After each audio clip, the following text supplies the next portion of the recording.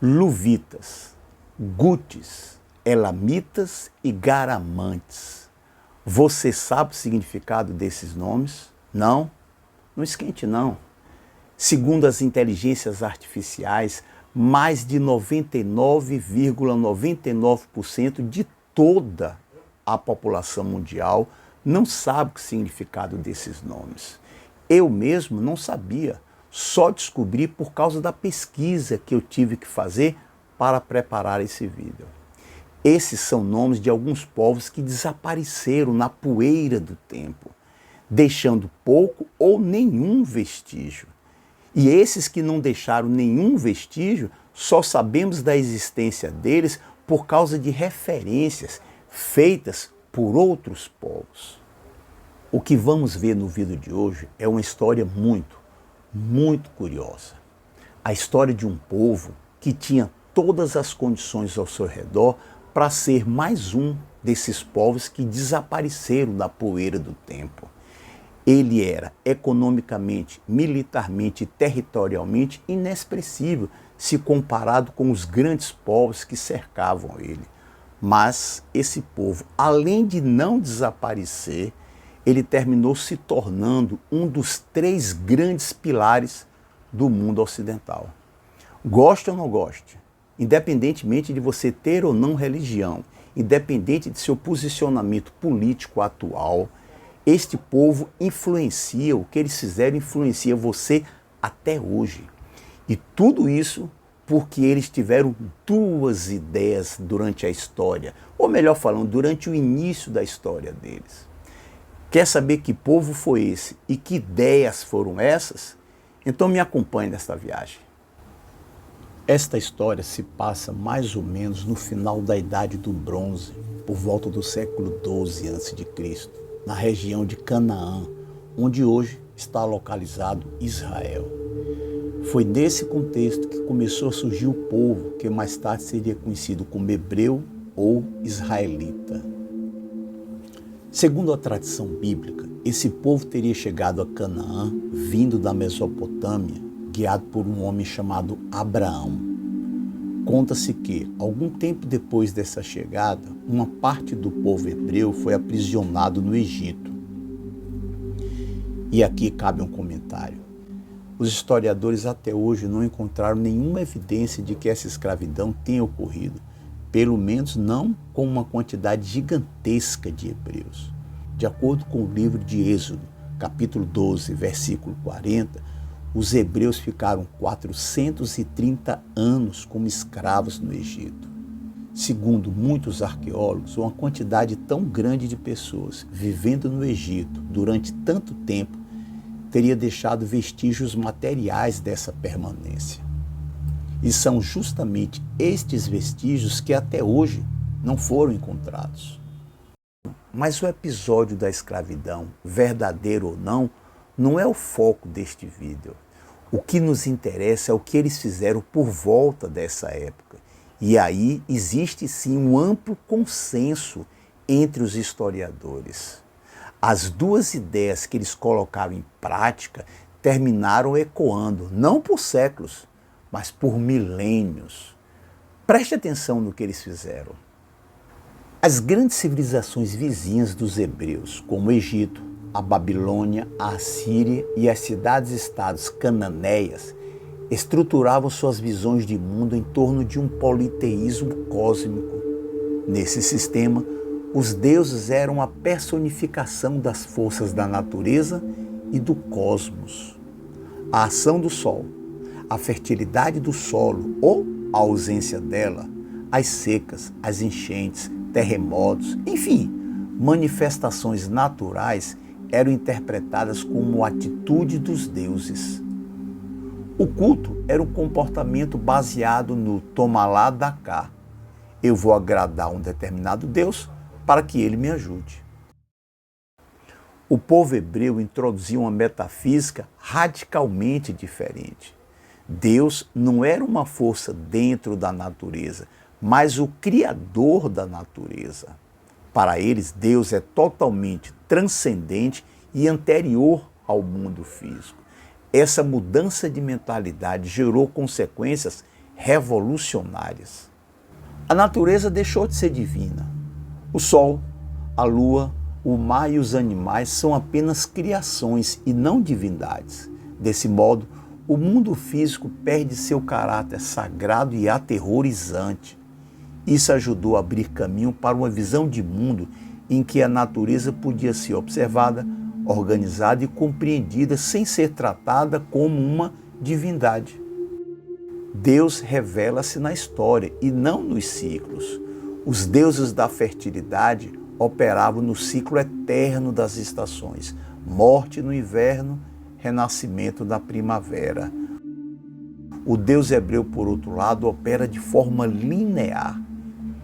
Ele intervém em momentos específicos do tempo, como, por exemplo, tirando Abraão de Ur, libertando os escravos do Egito ou estabelecendo uma aliança no Monte Sinai. A história passa a ter um propósito, uma direção, dando origem à própria ideia ocidental de progresso histórico. Mas o grande passo dos hebreus não foi reduzir o número de deuses para apenas um, o que seria apenas mais um monoteísmo. O que eles fizeram de absolutamente extraordinário e que reverberou por todos os séculos foi a criação do monoteísmo ético. Os hebreus desenvolveram algo muito diferente das religiões politeístas vizinhas. Não era apenas acreditar em um único Deus. Era acreditar em um Deus que exigia um comportamento moral. Isso é chamado de monoteísmo ético. Ou seja, Deus não queria apenas rituais. Queria justiça, honestidade, misericórdia e proteção dos fracos. No monoteísmo hebreu, a essência do único Deus é a justiça e a retidão. Ele é essencialmente bom e exige que os seus seguidores reflitam essa bondade. Dessa premissa derivam as três maiores revoluções sociais da antiguidade. Primeiro, a superioridade da moral sobre o ritual. Os profetas hebreus, como Amós, Isaías e Miqueias, foram os grandes porta-vozes dessa transformação. Eles chocaram o mundo antigo ao afirmar que Deus desprezava os sacrifícios de animais, o incenso e as festas religiosas se quem estava oferecendo esses rituais fosse um opressor. Escute o que diz o livro de Isaías, capítulo 1, versículo 17. Aprendei a fazer o bem, praticai a justiça, socorrei o oprimido, defendei o direito do órfão, pleiteai a causa da viúva. O verdadeiro culto passou a ser o cumprimento ético na praça do mercado, no tribunal e no trato com os vulneráveis. Segundo, a dessacralização do poder político. Se Deus está acima da natureza da história, nenhum imperador ou rei pode pretender ser divino. A lei de Deus está acima do governante. No livro de Deuteronômio, há instruções explícitas de que, se o povo escolhesse um rei, este deveria ter uma cópia da lei escrita ao seu lado e fazer a leitura todos os dias, para que seu coração não se exaltasse sobre seus irmãos. Quando o rei Davi comete adultério com Batsebá e planeja a morte de Urias, o profeta Natã o confronta publicamente e o condena. Em qualquer outra civilização da Idade do Bronze, o rei era o dono da vida e da morte de seus súditos, e sua vontade era a própria lei.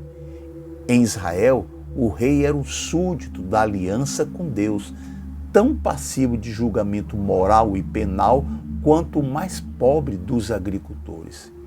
É aqui que surgem algumas das primeiras sementes da ideia de que até o governante está submetido a uma lei superior. Terceiro, uma das origens da ideia de dignidade humana. No Gênesis, afirma-se que o ser humano foi criado à imagem e semelhança de Deus. Na Mesopotâmia e no Egito Antigo, apenas o rei era considerado a imagem da divindade na terra. Ao estender esse status a todas as pessoas, homens, mulheres, Escravos ou não, o pensamento hebreu democratizou a dimensão sagrada da vida humana. Como consequência direta, a legislação hebraica estabelecia algumas leis para garantir proteção aos três grupos mais indefesos da sociedade antiga: os órfãos, as viúvas e os estrangeiros. Dentre essas leis podemos citar a lei de respiga. Essa lei determinava aos proprietários de terra que deixassem uma parte da safra para ser colhida pelos mais necessitados e que esses ficassem com o que colhiam. O necessitado não recebia a comida pronta. Ele entrava no campo e trabalhava colhendo o seu próprio sustento. Isso preservava a dignidade humana do pobre, que não dependia da humilhação de pedir, mas do direito legal de colher. Em relação ao estrangeiro, a ordem de não reprimir o imigrante é o mandamento que mais se repete na Torá, numa quantidade de vezes maior do que o imperativo de amar a Deus. A justificativa, que está registrada no livro de Deuteronômio, era histórica e direta. Preste atenção no que está escrito. Pois fostes estrangeiros na terra do Egito. No mundo antigo, onde o estrangeiro era visto como um inimigo natural a ser escravizado ou eliminado, torná-lo um sujeito de direitos amparados pela lei divina foi uma ruptura sem precedentes. No início desse vídeo eu disse para você que a herança dos hebreus se tornou um dos pilares do mundo ocidental, pelo fato deles terem colocado em prática duas ideias. A primeira, a criação do monoteísmo ético, que eu acabei de mostrar para você agora. E a segunda ideia foi o fato deles terem registrado em um livro todos os principais fatos da sua história. Esse livro, você conhece ele como o Velho Testamento. A palavra escrita, ela fica, ela resiste ao tempo. E independentemente de suas posições políticas ou de você ter ou não religião, não importa. O monoteísmo ético, a herança que ele traz ao mundo ocidental, atinge a todos nós. E antes de encerrar esse vídeo, deixa eu passar para você uma lição que os historiadores deixam para a gente. O mundo ocidental tem três pilares. O primeiro, o monoteísmo ético, do qual herdamos a nossa ideia de justiça moral. Dos gregos, nós herdamos a filosofia, o intelecto e a ciência. Dos romanos, nós herdamos o direito, as instituições políticas e a engenharia civil. Um grande abraço e até o próximo vídeo.